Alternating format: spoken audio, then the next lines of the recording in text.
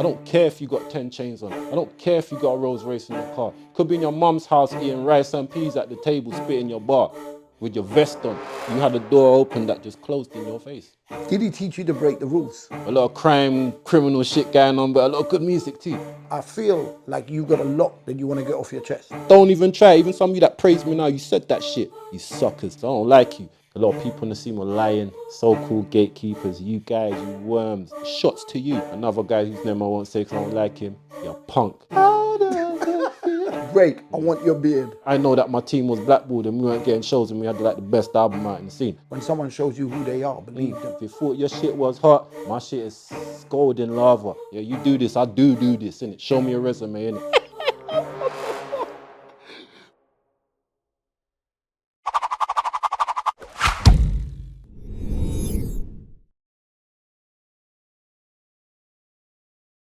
It always amazes me when artists walk in here and showcase their talents. And I think to myself, why has this guy or that guy never been given that break? Especially after hearing and seeing how sick they really are. Today, I get the opportunity to talk to one of those guys that set the bar high from early. So let's get started. On today's DocuChat, we have someone whose story has to be told. One of the sickest lyricists and MCs out there, the one and only Vendetta. Salute, General. How you doing, bro? Salute, General. Long time You coming. good? Long time coming. Generally, we start with people's background, but before we get started on that, I just want to ask you a very quick question. Go ahead. Right? And I don't want full answers in terms of like the whole story. I just want the names. Name me all the groups you've been in.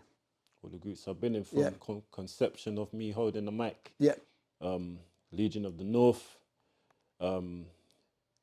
They evolved into High Descendants in Hazard County, whole collection of guys that went into us still working together, disbanding, doing solo stuff.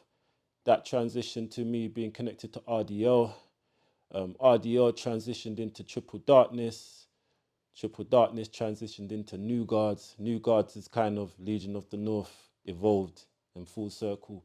And then Prestigious Generals, which is my rosters, you know, my guys, my brothers. Excellent. So we'll talk about some of those things later on in the interview. But for now, what can you tell us about Vendetta? My background musically, I would say that I do come from a musical family. As a kid, I didn't really realize how musical my family was. My mum, eclectic music taste, and father, love mummy and father. And my uncle, my father's brother, was involved in music from an early time in the rave scene. You might know him, Paul Ibiza, a pivotal figure in the jungle scene. The rave scene in general, just gone from the 80s into the 90s into dance music as we know it, evolving into all the separate trees it went off into over the years. So I'd come up around, I'd be in this house, the producers are in a room in the house, that's a studio, Jungle's coming out there, some of the hits, I'd see Jungle Mania plaques on the wall when I didn't know what plaques were. Just the like silver CD inside like a picture frame. Think, what's a flipping CD in a picture frame? And it says 145,000 on it and it's marked by this and that in a little square. I didn't know what the hell that was, but I was growing into that, little did I realize. And music coming out, hip hop spitting, that was more into time when you come into adolescence and you're around a peer group and you're into similar things. And what do you like? Oh, I'm listening to this, I'm listening to that. Well, yeah, school, when I came into School Blade, I met K Zorro, I met Bad Company, you know, certain others that I still make music with now. At 11 years old, I met these guys, and K Zorro was fully, highly advanced in his hip hop knowledge and everything else. I thought I knew about hip hop basically, so I just started to like dip my little toes in it, and yeah, I thought I was the guy that would know hip hop in year 7 in secondary school. I meet K Zorro, it just blows me out the water. Wu-Tang, Mobb Deep, all these things, and just my big brother, he's got all these albums, Venom Spitter, love Venom Spitter, one of my mentors. And it just, the door just started opening from there. Like the Pandora's boxing, it was crazy, Blade. Let's just go back to your uncle for a second. Right? He was more than just a DJ, right? He was more than a musician. Yeah, more than that, goes beyond. He was going into promotions label owner, promoter, just all-round pioneer. My uncle was one of those first guys that figured that we can take our fathers, uncles, relatives, old ragga records and make it into something of our own. And he formed that. That then leads me on to the subject of what did you learn from him that you then added to what you were doing in order to take yourself where your uncle got to? It's a good question. From my uncle, I learned entrepreneurship, perseverance, ownership, just identity, just within what you do. I didn't realize at the time when he gave me, what could you call it? When you're working somewhere and you're just learning, like an apprenticeship. It's just say, yeah, that's what they would call it in the UK. And my uncle almost gave me an apprenticeship as a teen, seeing I was a bit out there. I was on the roads doing what I was doing, but I was also in college studying. So I was skating the thin line between what you should do and what you shouldn't do. I always managed to just keep a fine balance in between that, not go one way on the seesaw, stay in the middle. And he saw that, but he heard the music. Like, sit down here. I'm gonna show you vinyl distribution, pressing it, labels, how you deal with promoters, putting this stuff as a product, because you think you know this music, he was telling me. But let me really show you this music. And I took it for granted then. I sat down, I done covers because I'm an artist, it's one of my hidden talents. Done a lot of covers for him, helped with promotions, done the flyer runs, labeled the vinyl, negotiated with people that called the phone every day. His house was his office. Just like how you hold your stuff down, I rate it. It's just everything's going on there, and I didn't know what I was taking in during that stage. But when he saw me, I'm jumping forward in conversation, but we'll come back and go forward. When he saw me start doing what I was doing, he was the first one to call me, come and see me, show me what you're doing. Did he teach you to break the rules? Yeah, of course. Like, because course. obviously everything is so formulaic. Everyone follows the formula. Did he play the game like that? Or did he just go, nah, I believe in the talent. I'm going to push the talent. My uncle was a strong believer in what he was doing and his people at that time, and just like, no compromise. It was a straight no compromise. We know what we got is good. And it's like, I'm not giving it to you. If you come to me and we can configure it something that benefits us both, cool, I'm fine with that. But you owning this, or no, you know. So when jungle started transitioning and drum and bass came about, which I'm not gonna open a can of worms into that, because there's people that have bigger knowledge on that than me. I was a young boy during these times, but I know drum and bass is an offshoot of jungle. It didn't come before jungle. Jungle is the originator. So, you know, I learned a lot of things from him. He faced backlash in the industry through certain years, you know, had to reconfigure his plans and how he did things. And I watched everything he did, like every single thing. Being he was an underground, one-man individual that, you know, had the vision. Some didn't see it. All the MCs came through his camps. The Shabbers, the Skibbers, rest in peace, the Debts, all the top names that you would say are the jungle MC elite, know my uncle on first name basis. Got an envelope of money off him after a stage show, and I knew his business was always proper and he was correct. You got paid, you got taken around, you got shows, everything was cool. He extended his arm to so many over time. I learned everything. Sorry, I'm sniggering because I know most of the people that I know that extend their arms to everybody get stabbed in the back consistently. Right? So did he have to deal with stuff like that? And did you learn from that experience yourself? Yeah, of course I did. So talk to us about that. I'd be in his premises where his business was going down when certain things were going to the left, and certain people acting a certain way, and hear the arguments, you know, and just have to just turn ahead. It's not my business. I'm here, I'm working. I'm just little nephew here. Everybody knows me, but I'm just little nephew. He does the artwork and he does a little music thing. It ain't nothing, he's a little boy at the time to them. But I saw all of that. And him slam a phone down and say he basically wants to do that and he's saying this and that. No way, it's not going down. This guy's doing that, he's undermining me, went to take this venue because, you know, I had my eyes on it. And I told him about a showcase I was planning to do. He was all involved. Now he's taking it underhand with this other guy who I've known from years. It's just all that kind of politics started coming up until he had to separate and rethink. And that was the backlash. Yeah, all of that. Backlash. All of that. Bro, I'm going to do something, and this, I'll probably do this to you at some point in your thing, but just for your uncle. Yeah. I'll pass that on to him. Yeah. He'll be watching this when it's No, because that was and everything you say is what I had to go through see with that. what I was doing. So you were doing the artwork. Yeah. What came first, the artwork or the MCing? Art for me. I've been an art guy from a child. Comics mainly, Marvel, anime, DC, all of that. From a kid, I fully absorbed myself in that. I feel that outlet as a child kept me away from a lot of things that other kids stray into when they really shouldn't. As a kid, that I had things that took me away. They say comics and being immersed in that is escapism. It is. Because when you open a comic book, you're in that world. for the 5, 15, whatever minutes you're reading that you're in that world, so you immerse yourself in it. And it's just like, I picture myself doing that stuff as a kid. I envisioned it early as a 5, 6-year-old making my own comics. It's like, I'm going to do this. Reading X-Men and drawing mine at the same time. I'm going to do this. So maybe I had that mindset from early, but the art was first. Music is an art form to me, so I think that music was later to manifest. Funny enough, I was reading comics as a kid, and my favorite was the X-Men. And they got mutant powers that sometimes manifest in you when you're 18 or 21. And I think music, because of my mutant gift, it manifested in me at about 12, 13, and it started shaking me up. But I was already doing that. That was my natural gift. No one taught me, I just knew how to do it. What was so powerful about music that it took you away from the art being the priority to the music being the priority? Hip hop, man. Explain. Hip hop. When you're shown hip hop, or I don't know how a lot of hip hop guys and girls will speak on this, but like your first interactions with hip hop, the first person that showed you it, and you go back to that moment. This is the first album I bought, or I was at this guy's big brother's house and he played this, and it's the first rap I remember. It's just that moment there, for me, was just pivotal. Hip hop took over everything in my life. Once it became that thing, it took over everything, like literally everything, Blade. It's just I wanted to eat, sleep. I don't know if I can swear on this. Yeah, you can swear. I wanted to shit that shit. Eat, sleep, and shit it. That's all I wanted to do. It started annoying my mother. The arguments were coming, My mum and dad were separated by these times. Oh, get out the house. Hearing this music loud, loud, loud. She didn't know that I was writing bars, configuring stuff, making my little beats, putting myself through college. Things like I wanted to learn. I just wanted to fully absorb it. Going back from my time, not starting to listen to rap at 93, 94, and okay, I just go back. What come out in 90? What come out in 88? What happened in 1989? And going back and then coming back to my time and then following the timeline forward. Okay, so we're artists, so we get what you just said. How would you describe that feeling to people that are just listeners that don't understand that you have to be a different type of human being to be into the music? You have to be more than just human. You said X-Men. It's that superpower. Yes. How would you explain all of that?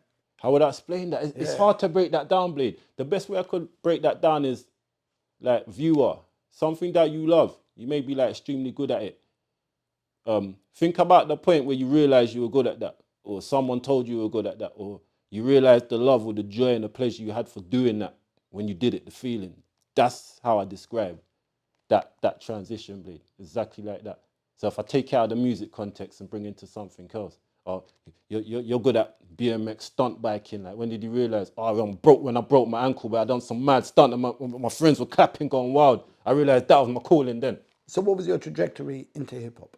Do you remember that pivotal moment that you were just like, this is it? Yeah, school times.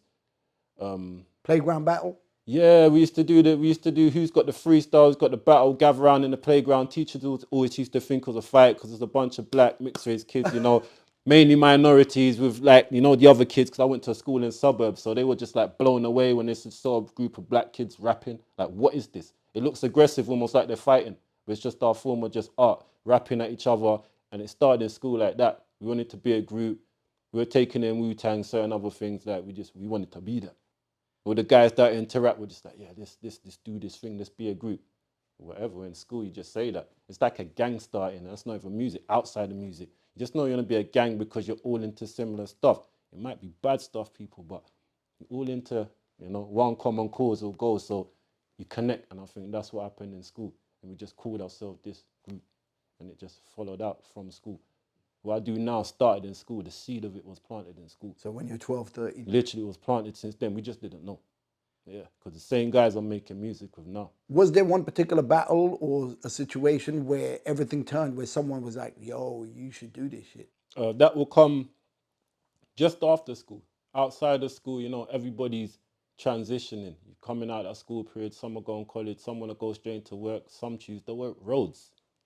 We take our choices. So we were in that transitional period, and I think certain elders around us noticed that. Venom Spitter, big up again, had a facility where we could come every Sunday, and all it was just rapping bars. It's like, if you feel you can rap and you don't get that out there anywhere else, your parents don't like it, you don't rap it to anyone else because your friends don't like rap, come to this house on Sunday between these hours. There's a microphone, it's plugged into something, there's tapes going, instrumentals galore, rap your shit, you'll get a chance. And that's what Venom Spitter started doing for us. For one, because he believed in our talent, and his brother was an incredible MC, K Zorro, who was a very close friend of mine. And for two, we were his youngers, 10 years senior to us. He wanted to keep us off the streets. We were living in Tottenham, Hackney, Enfields, Edmonton, Finsbury Parks, Holloways, really areas at the time that were just a bit tricky for teenagers. So I think he saw that too. If I keep them focusing on the music, which I see they love, they're going to leave that shit alone. And it worked ultimately. Because although some dabbled in it, some got into their problems from it, still here by grace, yeah, but it kept us into what we should have been doing. Otherwise, people probably would have just went. When we start off as artists, right, we kind of copy what other people are doing. Of course. And then at some point you find your feet and you start discovering. Right. So how did you deal with that imitation side? I'm sure you must have had people going, you sound like so-and-so, you sound like so-and-so. And then there was the point where they were like, you sound like Ray Vendetta. You sound like you. Yeah. I had no identity as a spit when I first started writing. I rapped in American, exactly what I was hearing.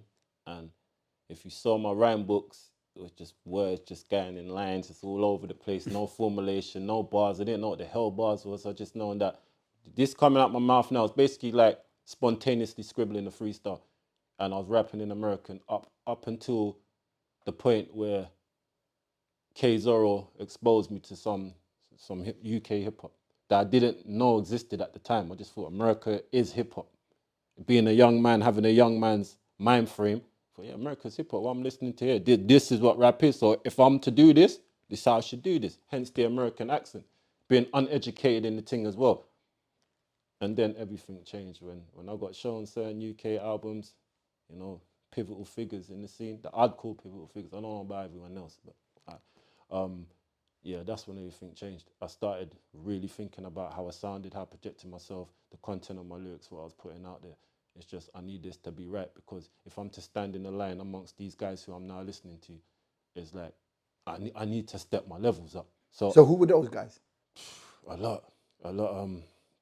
Yourself, Rodney Pease, the Task Forces, Jests, Carl Hines, yeah, the Don Grammar, even Ty Rest in Power.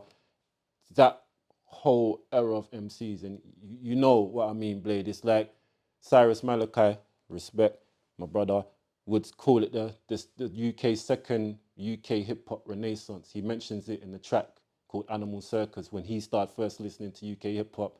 Jest and Task Force and certain other MCs were coming through and inspired his pen. And we're the same age. So when we sit down and talk about that, I said that was the point for me as well. Hearing these guys and how lyrically good they were. And it's like, boy, I'm not rapping like that. I need to be rapping like that. That was it. Tell us about your first group. My first group was Legion of the North. Consists of myself, K Zorro, Bad Company, Venom Spitter, Mandarin, and loose affiliates were Mind Force, Warlord Baker, and a few others. That was our first kind of collective. Came straight off those Sunday sessions I was just talking to you about, the freestyle. We were the main fixtures in the place there. Anyone else who was there was invited by merit from the names I just said. So then we had the Wretches passing through, skits of Hackneys and other skits. There's loads of skits, and certain MCs that went on, you know, to do prominent and dominant things came through that type of circle then, you know, to maybe spit their bars or maybe just to come and vibe, smoke something and just listen and just take in the energy. So I got a question, right, to do with the neighborhood and basically to do with people having to go to this location to do what they're doing. Now imagine that location was 2 hours away. Would you still go? Of course. Why? Because it's what I love to do. It could have been 4 hours away. I'm going to get up at 6, 7 o'clock and go and make that journey because it's what I love to do. For me, the journey is a small part of the equation. The journey just What about the cost of the journey? The cost of the journey. Sometimes it may outcost you. You might not have that in your pocket, but you know what? You make that happen. When you love something like that, you make it happen. If you got people that love you, they're going to borrow you some dough or something if you're broke. So that's never really an issue either. So you're here today. How far did you travel? From London, from the northeast corner of London to this part of Kent, and it's no issue for me. It's but a scenic journey where I can just sit on the train blade, think about some bars, what I'm going to do on Monday when I get into my studio, bing, bang, I'm here. It's not nothing. Do you know why I'm asking that question? Why am I asking that question? It's in what we may have discussed off the camera. Okay. When I first came in here, and you broke something down to me, which I shall not repeat, but it's about putting in on what you feel you love and dedicating yourself to it. If you're going to put yourself in the arena and take those opportunities and chances, small things can't be an excuse, because you're making a sacrifice already. You need to think about it. You're already making a sacrifice. And, you know, these things project to those you meet, your music itself, when you put that out, how it comes across to people. If you're that kind of person, like, why are you really in this thing? And it's very individual, you know. We can talk to somebody who's literally 20 minutes away and they can't be asked to travel to go anywhere. Yeah. And then you could talk to someone who's literally 20 hours away and they're here. They will make the journey. And I'm saying that from experience, from literally, can I mention their names on your interview? Ahead. But Half Pint and Skelly, they traveled all the way from Scotland to get here on a coach, and it took them 20 hours to get here and 20 hours back. They didn't fuss about it. They didn't moan about costs and whatever. They just said, literally, what else are we doing? Right? This is what we want to do. This is our dream. Big up them guys. You know? Them guys that sound like serious guys to me, serious about their craft and what they're doing and what they want to do. And even if people watch them and they don't necessarily rate them and whatever, the fact that they made the journey is see? You can't knock the application. So with them, it's like you've got the willpower to do it, right? And you're not letting distance and money and whatever stop you. You're still there. Yeah, so that shows me that one day you're the guy that can blow up. Whereas someone who's 20 minutes away and can't be asked, it's like, if you can't be asked, how would you expect your career to work? I've seen examples of this throughout the years, Blade, with many people, even some I know. And I don't want to name them on camera and shame them up. But even with some I know. When you were seeing that, what were you thinking? Me? Yeah. In my mind, it's just like you had a door open that just closed in your face because of your own application. Sometimes you can only blame yourself. Others want to sit down when they're in denial and blame everything else that went wrong and everyone else that maybe was a factor in something going tits up or pear-shaped when they should look at themselves first. That's how I break it down. Any opportunity I've ever lost, and I've lost a few, when I can sit back in hindsight now, maybe it was me being a certain way, or me just not getting off the stool quick enough and just doing it, Blade. And you lose out. You do. How many times have I asked you to come here? 3 times, and it's the 3rd time. How many times have you turned?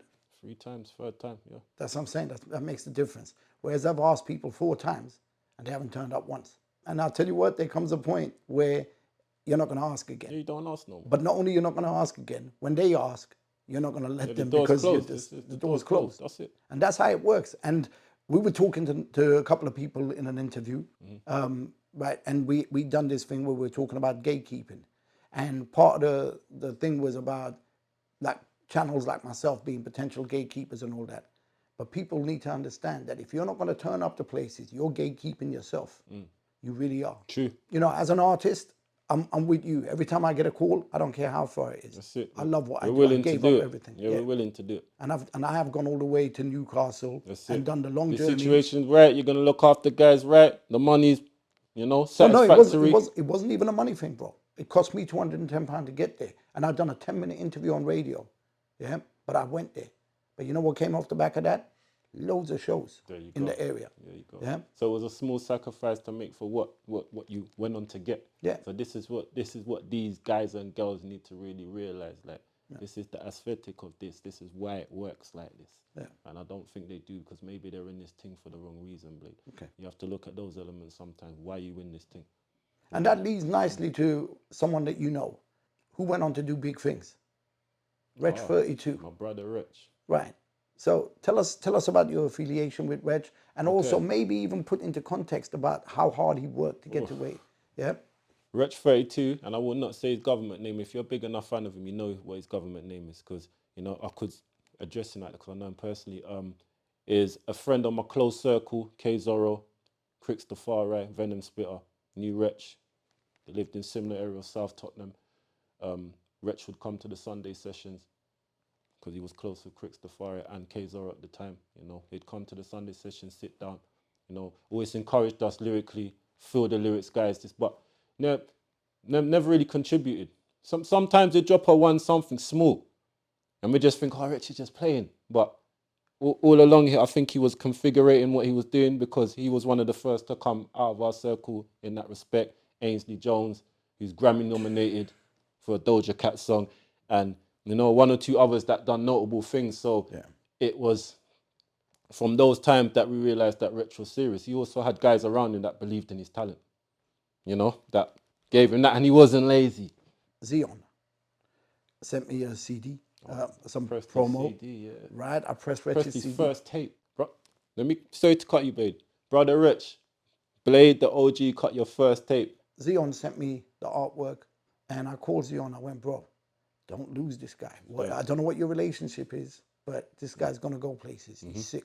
You foresaw that early. Yeah. There you go. From when I heard that, I was There like, you go. And he was consistent and persistent work from even points before that right through, even to now. We knew that from the early days when we heard his music. Flowtex has been on small tours with Wretch early days and said that, you know, we knew it was coming. Yeah. We saw the promise there, you know, believed in him. Tell us a little bit more about Legion of the North. Legion of the North was our first group established by Venom Spitter, K-Zero's big brother. He just banded us in. Being that he was a big Wu-Tang fan, I think he wanted to do something group-wise. He'd found that we had the talents. A couple of these other people were rapping. Mandarin mainly. So it was him and Mandarin mainly rapping as a duo. But once K-Zero came into the fold, he brang me, he brang Bad Company, you know, we brang others. It turned into something else. So I think Venom started to see, you know, what could have come from this. So he said, let's come together. Be Legion of the North. We're all from North London, centred area. We're a legion, like a battalion, almost like soldiers. He gave us this soldier, almost regimental type of element to us. Kind of every Sunday you have to come spit your bars. So it was already kind of militant. So the Legion made sense. And that was that from there. So that's the kind of mantra that you've been using all along. You've always been affiliated with people. So that started from Legion of the North. Yeah, my peoples, man. My original peoples. I started with them as a clique, and just I've always been a good team player because I learned it from early. Some guys are not team players. Some guys and girls are not team players themselves. But I've always believed in no I in team. It's like the chain's only as strong as its weakest link. Saying I'm a true believer in that. Have you been fortunate enough to be like, whenever you're with members of groups and whatever, that you've always pulled together? Yes and no. Do you want to talk about it? I've just had times. Let's just say, as when you're collectives and your teams and you're a brotherhood or you're doing something for one common cause, there's always going to be conflicts of character, egos colliding, and that. So it's a thing where I look on it like this: if that's all out the window when you come together and you know what you come in it for, those egos don't collide. But if it's not, and there's, you know, one man might have this agenda, this man might have this agenda, but yeah, we all represent the team when we're together. That doesn't really make sense to me. If you're not all on the same page with it, then just... And that's exactly what I loved about New Guardz when you came in.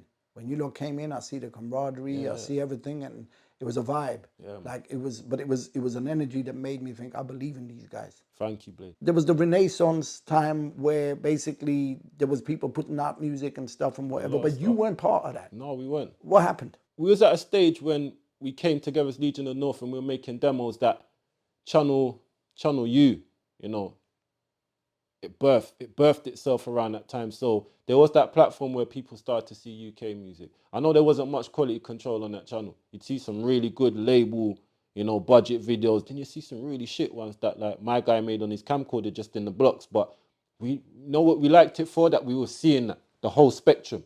And during that time, we were making demos, but it was just not being around the right musical people with me. Someone like Wretch, someone like a Chip, and they all lived in our area, all around us. You know, we're all from similar areas and back-to-back areas. Had those people. The older guys, the guys that are already in the grime scene, the guys that rave every Friday and know all the promoters and the DJs and this and that. Even the street guys that were non-musical related, but just new musical people. And when they were seeing their little young bucks, which I wasn't one of, they were pushing them forward, Blade. So I would say that the only reason we never came out in that era, and I'm glad we didn't now, I'll get to that, is because of that. It's because we didn't have that pivotal figure that, yo, I know that DJ, or yo, my brethren works there. Funny enough, and I've got a cousin that works in the industry around them times, yeah? And I won't say a name to give you power because I don't like you. Yeah? Didn't put none of my shit on. I was giving him my mixtapes, I was giving out hand-to-hand, I was doing all that hand-to-hand stuff. This is your cousin? All of that, yeah, cousin. Blood cousin of mine. It's like my grandmother's nephew, so it's my second cousin. I'm telling you. Close like that, but he was always a strange guy from young. And he saw us doing that, and you see the envy now, it grows in even your family members. Was it envy, or was it just a case that he think didn't it really was rate? envy. Or was it that he didn't I grew rate up what you around him did? and he was an avid hip-hop fan. And I didn't know as a youngster that it was envy. I just thought that my cousin maybe he's just in a space where the music he's doing is not hip hop and the label people are not asking him for rap. But then I really knew years later that it was envy. We fell out at a point, but I knew it was envy when I went to his wedding to save him face as one of his only side of family that came because she had loads of family there. He didn't. Shots to you. Yeah. We came to and in his wedding, one of his best men exposed him. So he wanted to rap when he was younger. And I sat back and nearly choked on my food. They played some demo tape of him young. And I listened to it in my mind. I'm just trying not to laugh. Like, this is weak. And he gets on a mic embarrassed and goes, oh, the rap thing was never for me, so I was behind the scenes. But there's the real rapper. And he points me out in his wedding. And I'm just eating and everyone's eyes is on me, Blade. I'm just like, whoa, I didn't expect that. And it stuck on me. After when I came out there, I knew he resented me for years because he worked for Sony. Do you know what that shows? It shows that when you're looking for fans, don't look in your own circle. Yeah. That's what he said at his wedding. There's the real rapper. He turned off the demo that I was playing because he's so embarrassed that his rap weren't the thing, so he had to go into background music stuff and pointed to me to save his face. But that made me know of the time when I was sending you mixtapes and links to stuff, and like, you were listening to it, but you're never getting back at me. Did you ever feel like saying to him, you know what, you tried your thing at rapping or whatever, and now you need to step to the background and be a fan? I didn't, because I didn't expect nothing from him, Blade. Yeah, you're my cousin, but I'm not coming to you begging with my hands out. Do your thing, I'll do mine. It should have been in your mind to know, acknowledge that, like, this is something. My cousin and his people got something. Even if I can't bring it to where it needs to be, let me just show it to somebody. Not even that.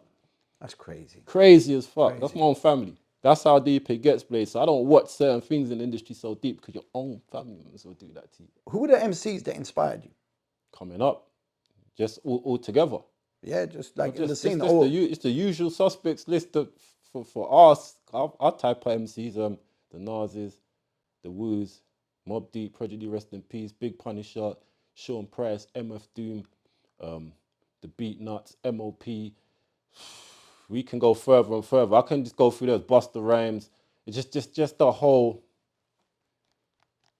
just loads of MCs. And then we come into the UK, the names I mentioned earlier, you know, and a few more adding onto that list. I think everything that I was taking in during a certain period of time, let's say 97 to 04, 05 is my, but even before the 97, because when I got in, I was going backwards too. So everything I took in from that era into this is my inspiration. And I couldn't even pull it into, oh, that's my favorite, or he or she is my favorite. No, it's just a lot of MCs, very good ones as well. When you were looking for people to be inspired by, what kind of things were you looking for? Musically. Yeah, musically, lyrically, content-wise, just whatever. Content. Or who are you as an MC?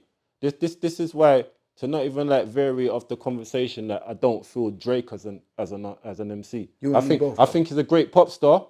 Altogether, he would be mentioned in the Michael Jacksons, the big selling millions that influenced concert stadium tours, these class, but he won't be mentioned in, you know, the line of MCs, the greats. Yeah. And I think that burns him. So, like, coming back to your question, that's what I always looked for in an MC. Who are you? What are you trying to tell me? What is your story? How are you putting it across? How are you articulating it? Just how's everything coming across to me? And that's how I feel you as an MC. I don't care if you got 10 chains on. I don't care if you got a Rolls Royce in your car. Could be in your mum's house eating rice and peas at the table, spitting your bar with your vest on. But them bars is sick. That's what I feel.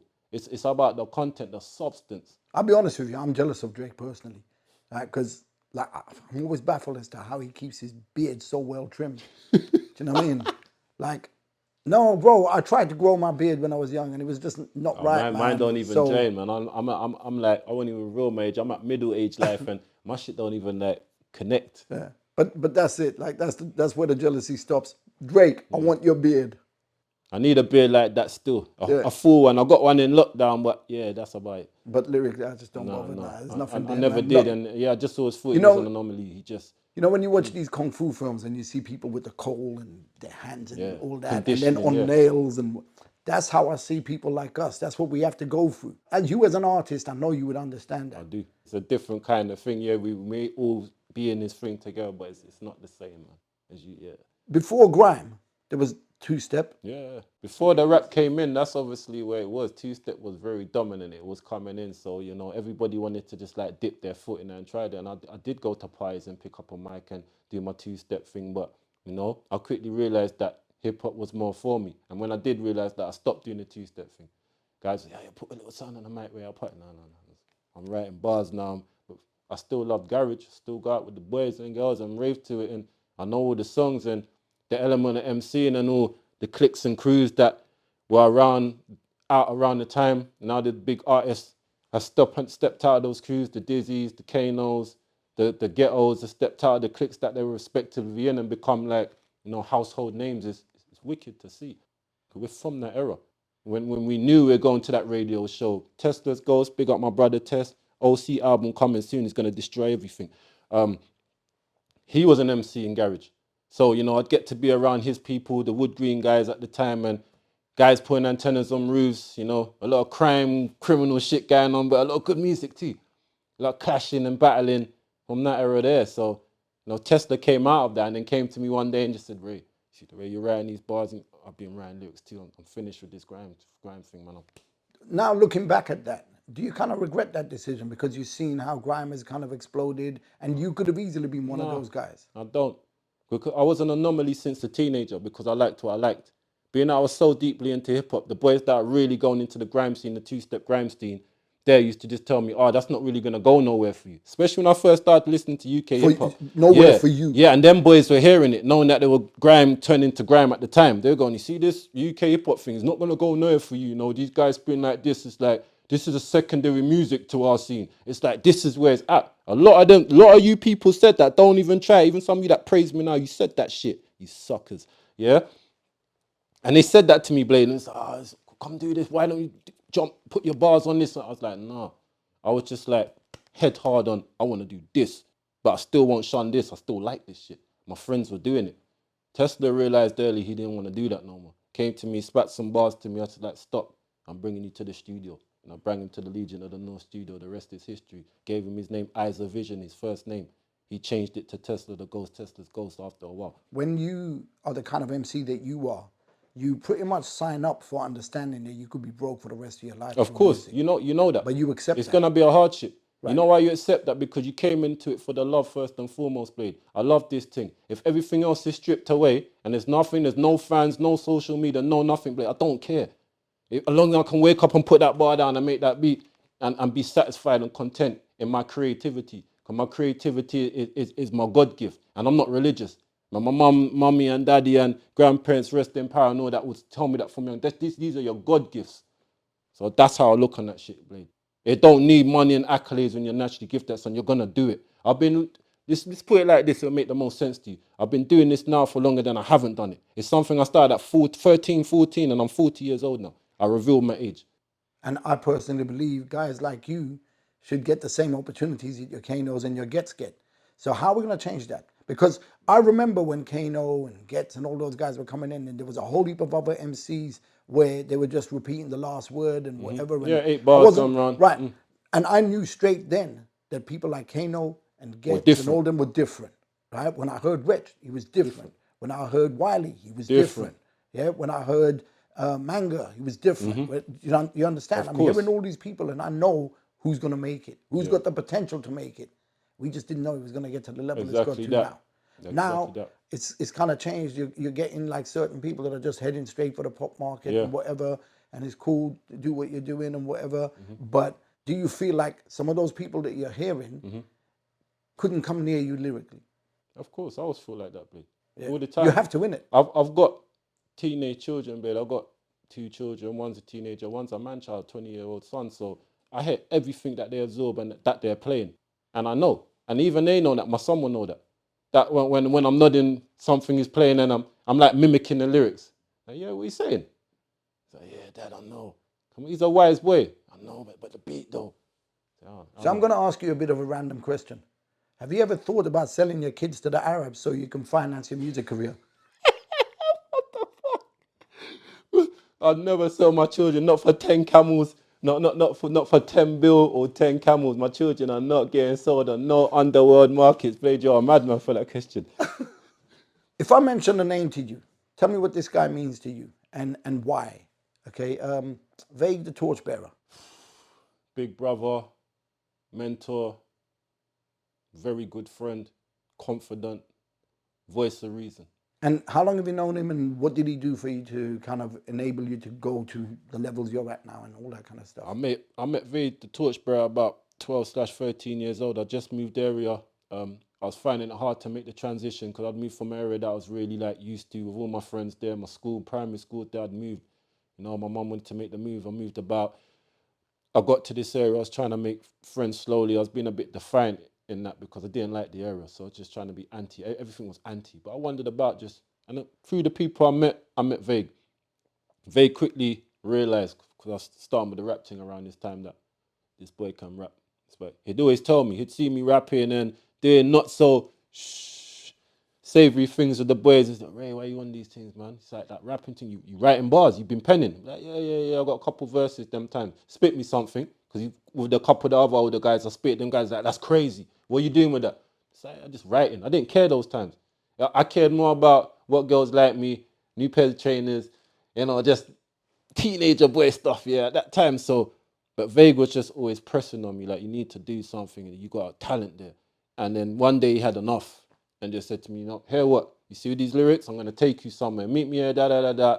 He took me to RDO studio and the rest was history. He basically pushed me into that door where I could just start meeting and rubbing shoulders with certain individuals that were doing things already. And it just changed my whole perspective. And the reason why I asked that question is because there were so many unsung heroes that paved the way for other people. Maybe sometimes they just kind of go, right, you know what, I want to do this, but there's someone that's better than me. Do you get what I'm saying? Yeah. And sometimes people need to take that position in order to let somebody else go through that can potentially do bigger things. And I'm not saying that he wasn't that guy or whatever, or he was that guy. I'm saying But he saw sometimes that in we me, need Blade. that. I didn't see that in me. I just knew I was quite good at this shit, but he saw that in me. And he knew that his guys are over there recording and they got a studio. If he was a hater, Blade, he'd just be like, fuck it. I won't even show Ray that I know some guys that might want to record his lyrics and like his shit. He showed me that immediately. When he thought it was the right time, though. Just like, now you need to, let me introduce you to these guys. And I didn't look back since. I got to that studio the first day and I was nervous and I felt intimidated because guys were spitting bars coming out. I saw pens and pads there. So that is what I do. But once you're in it and amongst it and it's just like like-minded individuals, all of a sudden you're just in a, that's how I first felt, like deer in the headlight. But then as soon as I went in the booth and that was it. They're like, this is sick. So you mentioned trainers and a couple of other bits and pieces. So from the moment that you didn't make the trainers the priority and stuff, how did you evolve as an artist from that point? From that point there, Did it make a difference? yeah, it did. It did. It was just, I started putting myself into routines, writing a lot more bars, focusing on my craft a lot more, just, you know, dedicating myself to it more. Where it's not a thing that's just like a side hobby. I started dedicating myself to it. Right, I'm gonna make this project. I've got 2 drum machines here already. I'll be making these beats. My guys come in every day just rapping bars over my beats. We're not doing that. He's just rapping over my beats. We're gonna do a project. I just started nailing and narrowing the stuff down and let me do this properly. Like this can be serious now for me. And my friends and people already go on college learning how to make beats, Kaiser or myself, others, that we need to make this serious. And we actually sat down and had these conversations during this time because everyone was on a different pathway, but it's like, let's bring it in. And we need to take it serious, man. Who is Jesus? Vague the Torchbearer's in a group called RDO, that's Revolting Dungeon Labs, which consisted of himself, Bad Effects, Jesus, and Technical Development, who is now in the world it is. They're all still putting out music now. 3 of them are the Omaverses, and Jesus was their main producer. So when I first got taken to the studio by Vague the Torchbearer, Jesus was there. Another guy whose name I won't say because I don't like him. Yeah, punk. Yeah. And I got introduced to them first. These are the beat guys, these are the engineers. So Jesus immediately took a shine to me. When he saw me go in the booth, after sitting down, writing something on the spot and putting it down, and there's like all these supposed other MCs that are coming in, it's like, oh yeah, can I punch 2 lines now? And I just go in and do that, off pressure, sweating down the back of my neck, come out and sit down and getting praised by whatever. He pulled me aside at the end. I've got another studio and I'll do my bits here, man. Come, check me. And me and him started working from there with Know What It Is as well. And I made my first EP with Jesus, who is now .I. That's Guess Who's Coming to Dinner. Okay. He said, you need to make projects. You're just making songs and just dropping lyrics, man. Let's make something. He already had stuff out. He was connected to Champions of Nature, Jest, Apollo. That kind of tree, he was already around. Vinyl would come out, white label. It's like, this is the thing. The UK scene, what you listen to that, and that, Ray. Well, I know him, and him. Oh, shit. So I stayed very close to Zeus after that. I thought, this is the guy that's already amongst these guys who I've been listening to at home and buying the CDs. I'm staying very close to this guy. And I did. And it opened more doors. Let's talk Triple Darkness. Hey, TD, the mighty Scarab. The mighty. Tell us about Triple Darkness. Triple Darkness came from .I, Jesus, and the same circle. So it's like a progression from there. Big up the whole entire Triple Darkness. But to break it down for you, Endemic, big up Endemic. My most recent album is produced by Endemic. Sly and Agatha album is produced by Endemic. He heard our music, well, video. He saw a video specifically me and Tesla had put out at the time. Just a runaway video. We liked the song so much, and my friend just bought this video equipment. He was gassed to the roof. He's like, can I film this? We had no idea. We filmed it in his house. We used laser pens in the dark. It looked a bit sick still. We liked it. Put it out. Endemic sees this. But at the time, he's working with Cyrus and M9. So, you know, they see it at the same time. And it was funny that at the same time, 9 is working with .I, Jesus, and I'm also in the same studio. So he plays me some stuff. This is M9. I'm like, wow. I bought Triple Darkness's album and a theme. I'm a fan. You working with him? And he's just like, yeah. He goes, he knows about your stuff. He talked about 2 of your videos he's seen on YouTube. I said, yeah, tell him we need to connect. Before I knew it, I was speaking to Cyrus and M9 about, you know, me possibly being part of the team. Rings of Saturn, and then Tesla's Ghost and Bad Company came in just behind me. But they initially got at me and just said, yeah, we saw this, we heard this. We're doing this with the team. We've been a trio. We're looking to expand. So that's where the Wu comparisons came in as soon as it expanded from 3 to, 8, 9. That was myself and Bad Company and Rings of Saturn and Tesla's Ghost and Phoenix the Ice Fire and Blasphemy, Black Prophet, Iron Braids, now known as the Fly Hooligan. And that made the whole collective. Do you feel you achieved what you went or you set out to achieve with Triple Darkness? Triple Darkness, I'm proud in the part I played in what they've done and what it's going to stand for in UK hip-hop history when it's all put down, because the dates don't lie and the music stands the test of time if it's strong enough. I'm going to add something to that as well. So I can verify that it was selling. Yeah. Right? And it was selling on a street level, but it was still selling. That's a cult classic. That is an underground certified classic. There you go. Yeah, it really. Because I pressed up loads of CDs for other people who were doing 200 copies, and there wasn't represses. And they were moving that shit out. Yeah. It was that. At that time, it was that shit. They come just behind Terra Firma, sorry to cut you. So it's just like the need and desire for that type of rap was high, and there wasn't much people doing it. And TD came. But also it was done with skill. Yeah, it was done with skill, and the finesse of it was good. So it's just like people immediately channeled into that. What was the highlight for Triple Darkness for you? The highlight for Triple Darkness was, first and foremost, both the albums that, I was able to participate in, Darker Than Black and then Koriyami. But the highlight of the Triple Darkness era of my trajectory for me was doing a Boom Bap festival. It was the first time all of us got to go on stage. It was quite a big stage. It was a main stage. And big up Maslaw, one of my new Guardz brothers, he was hosting that day. He's the best host in the scene. I'll say that again. He's the best host in the scene. He done some dramatic entrance for us because it's Triple Darkness. He asked the pyrotechnics and lighting people, can you cut out all the lighting? And he led us because there was a pathway up to backstage, so you just walk up. He said, I need you lot to come out in dark. Fly Hooligan, Brother Braids, had a flare. So he said, crack the flare as you're walking up and come out and smoke, and the flare lit up the stage. So they saw blackness and thought there was a power cut. And we came up and he cracked the flare and had a balaclava on. And he just went with it, Blade, and the music started. Is there footage? Yeah, there's footage. The lights came on and the music started. It's just like, whoa.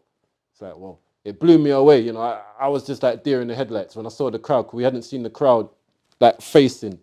And I got any chance to do that. We're just backstage vibing and waiting for our time to go on. And then Mass suggested that. Want to make your entrance different. Triple Darkness, blackout. Lightman, turn that off now. Makes sense, innit? Yeah. Look at the name of the group. It was so good. Now that was the standout moment for me. Everybody was just in awe and the brothers were connecting. And I think if everybody applied the energy of that day and that weekend to everything that they ultimately wanted to do, a lot more could I wouldn't have no type of day job and nobody be worrying about financial shit. And that's shots but not shots, but shots but not shots, but yeah. So I know from talking to you and from other things, just from picking up things that you do and whatever, that your influence is partly a Wu as well, right? and you see those guys go and achieve what they achieve, did you at any point feel you could have been that?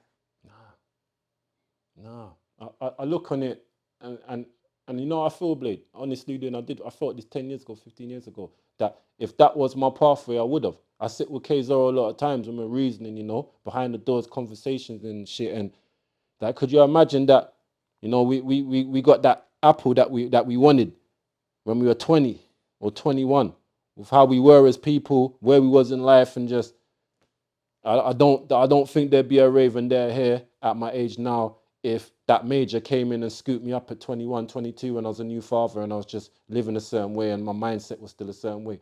I would have burnt out by 30. I would have been finished. I would have just been one of them no-name guys. Oh yeah, he had that hit. That label signed him and he had that one single that we like. Oh, where's he now? Don't know. So basically, you prefer the path of The more longevity. resistance. Yeah, I like the longevity path because now I'm in a position where even a mainstream artist can't touch me, man.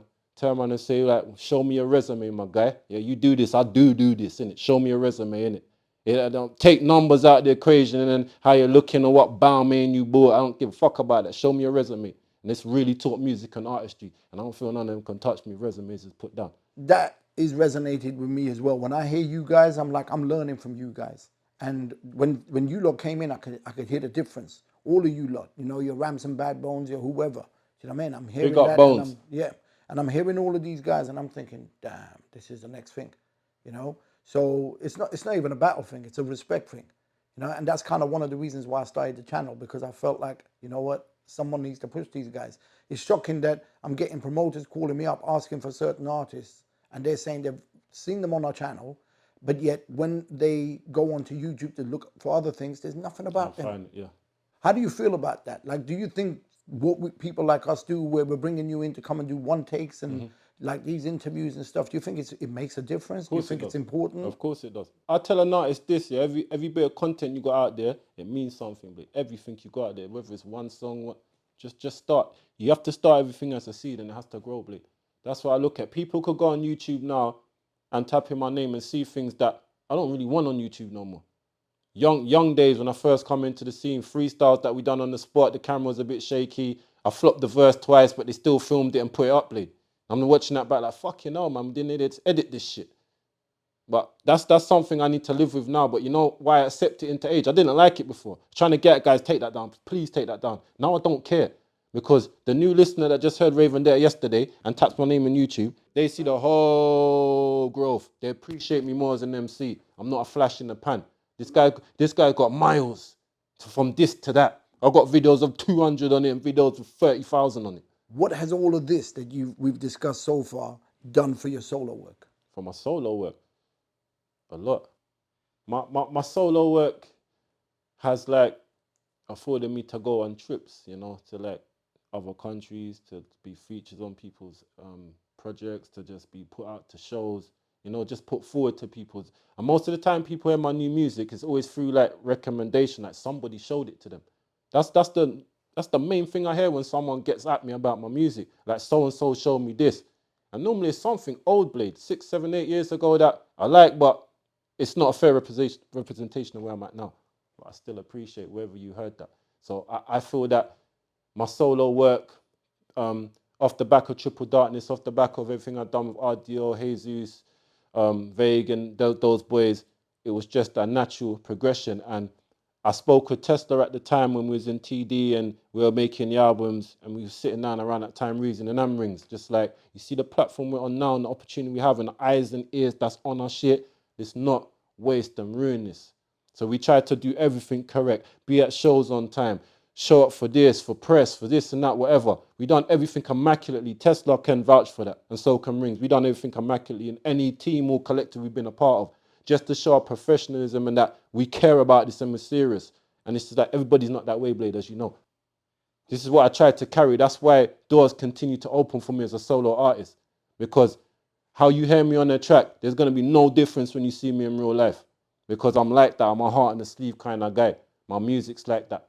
You know, I'm almost naked in my music because I tell you things that I won't even sit and tell people in a room privately. Got me worried there. I thought you were naked in your videos. No, I just mean this guys, like, do no, I not ain't go gonna do looking for D'Angelo Ray shit. Vendetta I'm to be gonna do no, naked. how does it feel? I'm gonna do D'Angelo half naked in my video, but I'm just saying as in naked as in, Yeah, I know what you mean. you're out there, you're bare. Yeah. I'll give you my You're truth. just revealing yourself. I'll give you you my know? truth. Isn't that what music's supposed to Yeah, be you're about? meant You're to do that. supposed to, you know. It's therapy for me. People say, why didn't you lose your marbles? And no disrespect to mental health, man. People don't take this the wrong way. And it's like, when things were on top of you in young years and certain other people crumbled and folded in his life and life kicked them in the arse and they were done. Why not you? And all the shit you've been through. I said, because I had hip hop and that outlet of being able to write, art, paint, draw, sketch, You know, as you express myself. what I'm hearing is like you've had the battles, you've had the trials and tribulations and whatever. Done that. But you're sitting here now and I'm hearing as much passion as probably the first day you started this. Of course, because that doesn't go away, Blade. It's like I told a Bridget 2 days ago, when the fire in my belly's gone and I wake up and I don't feel this way about this shit, I'm not going to do it in a rapping form, but I'm still going to fall back and do something like what you're doing, a platform where I can bring guys through. And this little bit of knowledge and wisdom I got from almost 20 years plus now I can give to you. Because I'm not a hater. Like Damon Dash said, I don't hide the plug. It's like, I'll give you that. When I feel like that, I'll stop this, but I don't. I always feel new and I always feel like the next thing I'm putting out is it's a complete reintroduction to everybody of me. Like re-evolution. Every time I put something out, people say, oh, you put out so much shit. That's one of the elements behind it, Blade. I'm never satisfied with the last one. Like, I can better that. I like that a lot. I've listened to it 1,000 times now, mixing it, master engineering it, playing to my brethren, taking it home, listening to different versions of it. I'm done with that. What's the next one? I want to make it better. Where do we go from here? You know the other thing that's crazy is you can listen to it while you're mixing it, mastering it, whatever, and listen to it 1,000 times, and some idiots out there listening to it 10 seconds. Yeah, and they discredit it. We put so much hours into just giving you that final product. Yeah. Tell us a bit about Prestigious Recordings and why you started it. Comes back to the first thing you asked me in this interview in regards to like my uncle. You know, he was a main factor in me having my own and just, you know, being self-made with what I do. And around the time I was frustrated, a lot of people in the scene were lying, so-called gatekeepers. You guys, you worms, you guys move on your bellies and your stomachs and all of that. You know who you are, yeah? You guys telling lies and, you know, your favorite MCs, they're at every show, at every venue. It's like, why are the same names here performing at the same shit? You lot know. But that's what it was, Blade. Basically that, all of that, and no doors opening, let's make our own doors. New Guards was starting to formulate around that time. I saw the power of New Guards. I thought, fucking hell. We're putting on our own shows, people recognizing, okay, the Fly Hooligan starts Gourmet Deluxe. It's like, yeah, I sat with Fly Hooligan before he even done that. Yeah. Our kids with our children running around us in the park. And he goes, Ray, this is what I'm going to do. And he done Mark it. my words, I'm going to do it. And he done it. And he did it. Yeah, he did it. That too, Tesla the Ghost started his thing as well. There was a lot of guys doing things that was just like, I need to be the domino effect with this chain reaction and continue. Yeah, you know, Fly Hooligan sat here and we done an interview and he was talking about his connections with people like Conway and all that. And he was just basically saying like there's people that don't believe and this and that and the other. And there was things, you know, like I don't know word for word what he said, so I'm not going to quote him on that. But a few weeks ago, he was on stage with Conway and you all saw. Yeah. Yeah, you saw. So what I'm saying is there's people out there. It's manifested. Yeah. It's happening. Well, right? He told me things in 2017, 18, I swear to you, hands out, that he's manifested over time. No word of a bullshit, Blake. Yeah, yeah, of course. And I was so happy to see that, you know, like when it happened, you know. But to me, when I'm listening to you talking, I feel like you've got a lot that you want to get off your chest. Always. Talk. Always. Stage is yours, bro. Depends in the lane. In the lane you want me to go into. Let's attack all the negatives in the industry that could be changed. In the industry that we're in now? That we could change. That we have to change in order for us to succeed. Collectiveness, that's the first one. I know collectiveness, Blake, because I'm in a team. I've always been in a team. I've always been around cliques and crews, and I've always tried to just push people forward. Those around me that I feel have ability. Because it's the worst thing for me then, having someone with talent that's starving or someone with talent that's just like, not fulfilling it. It frustrates me because I'm a person of talent. So I believe collectiveness is missing in the UK, in UK hip hop. I believe that there's a certain chain of power through promotion and, you know, the way labels were that kind of stayed the same. So it made a circle and connected circles that could basically hold a monopoly over the whole scene. I know this for fact because TD Days people, and this is fact if you do your research, it's just like, I know that my team was blackballed and we weren't getting shows and we had like the best album out in the scene. It's just, so I knew from those times that there was like, you know, dark forces at play in the thing, Blade, man. Just, so maybe I separated myself off and started working with my team more, but I saw what the problems always were in this scene. Just no collectiveness. Everybody wants to keep the plug for Is themselves. that everybody? Keep the link. Most people, if they're in a position. Okay, so if you were to name, say, 3 people that aren't like that, who would you name? Well, that in the scene. Yeah, that basically were supportive. Or that support people and just do their thing. Yeah. Full clip, Slippy Skills, big up Slippy. You know, completely selfless dude, puts people on, does events, shows, selfless in it. You know, I like guys like that. And keeping along the lines of that, because it's only through my personal experience and I can't talk on anything else. Nasser, that used to do Slam Jam. Nasser of Mud Family Connection. Nasser, stand-up guy. He done a Slam Jam promotion for X amount of years off his own back that gave opportunities to MCs to just come and get on the stage and perform. And I was one of those MCs that come through that, so I'd never done that shit. And I look at that, and you have to be a selfless type of person to do that, because everything you're doing is benefiting others and not yourself.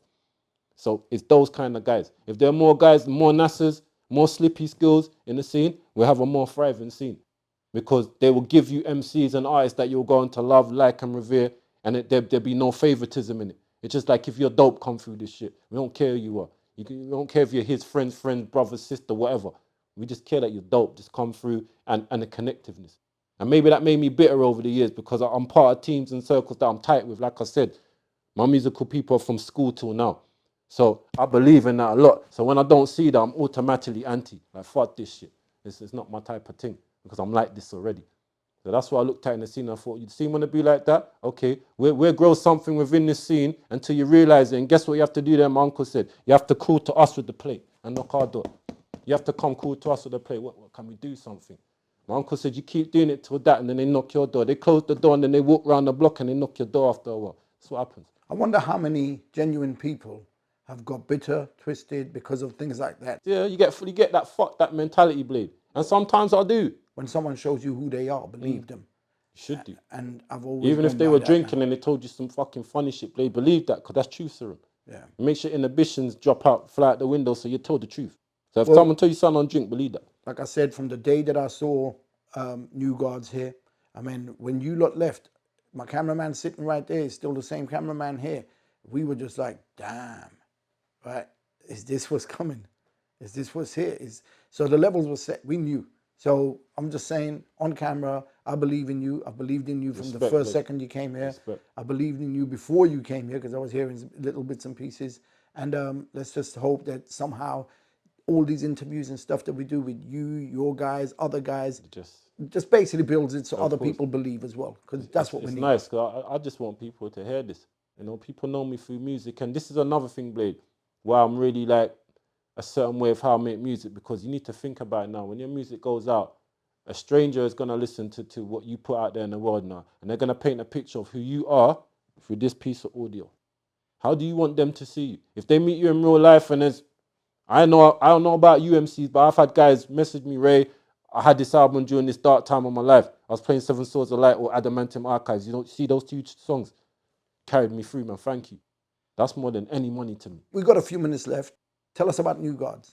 New Guardz right now. Don't watch that. We've been quiet, people. Album number 2 is underway. It's almost done. We've got a show called Kaleidoscope coming up in July, early July. It's basically we're showcasing the Die Wars, which is our band. I want people to know this, that New Guardz consists of the New Guardz, the MCs that you would have seen on Fire 21, but there is a separate faction called the Die Wolves that is actually part of us. That's the band. So we're going to showcase them on the next show and have all the people that have come through our radio show. We do a radio show every second Monday, you know about it, of the month on Mode London. We're going to showcase our radio guests with our guards playing their songs, and then we headline it. We're going to do that in July, followed by an album, which we will launch the second album. Things are doing progressively well, and just other things we're branching out into solo-wise as well. Everybody's working hard, which I like to see. I big up the New Guard babies, Tommy Biz, Little Biz, and company had 2. Tessa the Ghost had 1.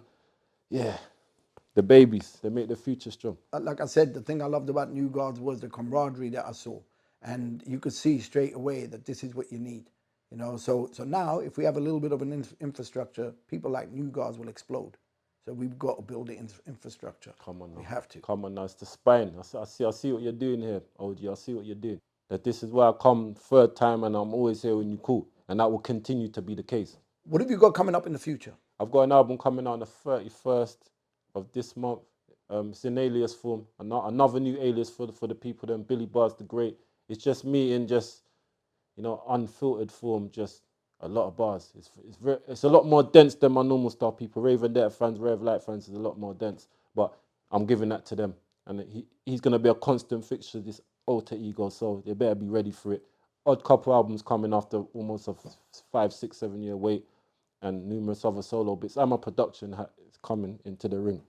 3, 4 production projects on the go. Art stuff as well. Is that going to be producing for other MCs? Yeah, for others, just Okay. entire projects. And some art stuff that I don't really want to talk about. It's going to take a lot of work to get done, but it's coming. When you're ready, come back and talk about your art. When the next volume comes out of my graphic novel, I'm coming here Yeah, first. but have you got any final words, bro? All my final words would be, it's just like big up to the true supporters, the fans, the people that always believed in the music and have followed what me and my people do from day one. I appreciate you all. I know all your names, I got your emails, you buy all the products, the merch. I love all you guys. You know, you make what I do, you know, more fulfilling than it actually was. You amplify that fulfillment. So thank you guys. Bless up my teams.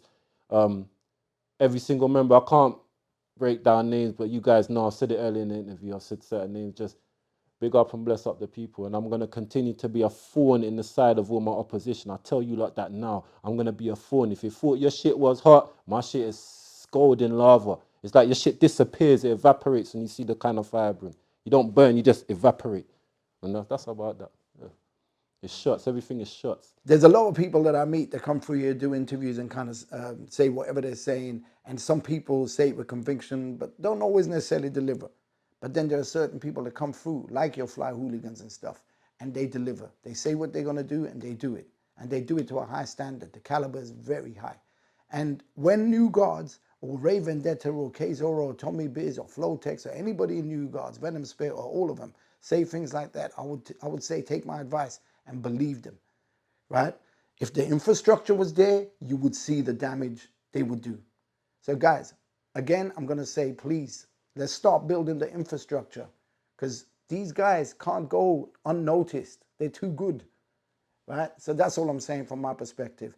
But yeah, go and follow him on all of his social media links and everything. I'll put all of that into the description. And aside from that, again, thank you for watching and everything. Please subscribe to the channel, like, share, comment, and let everybody know that we're here and that we're trying to support all of you guys, all right? So again, thank you very much, and we'll see you soon. Take care, bro. Thank you very much for being here, man. Bless up, Lee. All right. Love, respect.